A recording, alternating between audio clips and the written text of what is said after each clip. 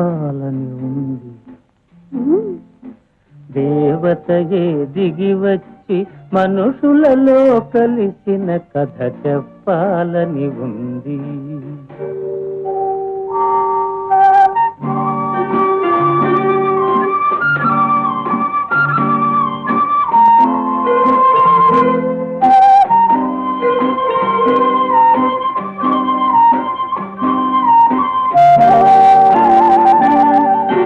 పల్లెటూరి అబ్బాయిని పదును పెట్టి వెన్ను తట్టి, పల్లెటూరి అబ్బాయిని పదును పెట్టి వెన్ను తట్టి,